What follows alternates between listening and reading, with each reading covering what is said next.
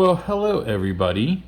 Normally this is where you would see videos, but today we get pictures.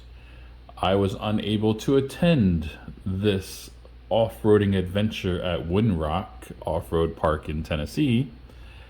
So Stephanie, with an apple, shot all the videos and took all the pictures and whatnot. But for some strange reason, her videos will not translate into MP3s or MOVs or MP4s that are readable.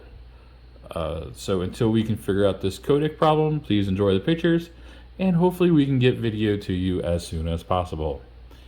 Enjoy and have a great night. Hey, don't forget to subscribe, because seriously, 60% of the people who watch my videos don't subscribe. And it's just a little button. Just click the freaking button. That's all you gotta do. Gosh. Thank you, bye.